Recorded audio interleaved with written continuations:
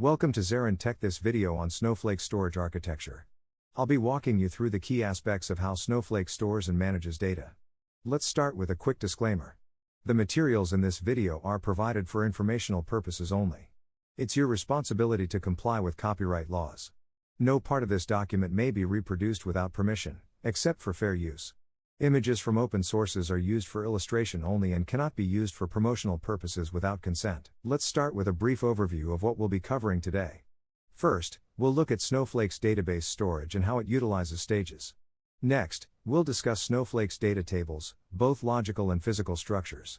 And finally, we'll highlight some key features of Snowflake's innovative storage architecture like time travel and zero-copy cloning.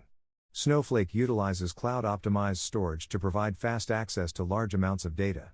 Rather than store data directly in tables, Snowflake uses a cloud-based storage layer where data files are stored in stages. Stages act as landing areas where data files can be loaded before being queried. Stages are locations in cloud storage like S3 or Azure Blob where data files are stored. When loading data, users first upload files into a stage. Queries in Snowflake can then access the stage data files to populate tables.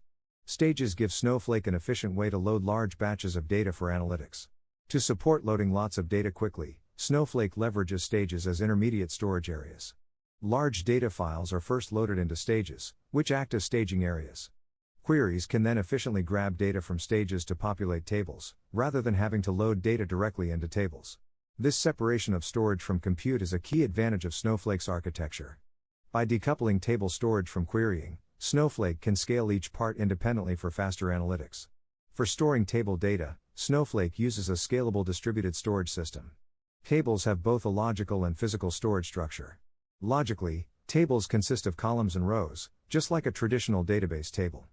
But the physical storage looks quite different. Table data is split into small blocks of data called micro-partitions that are distributed across many cloud storage nodes. Now let's look at some key capabilities that Snowflake's unique storage architecture enables. One is time travel, Snowflake's ability to query or restore table data from any point in time.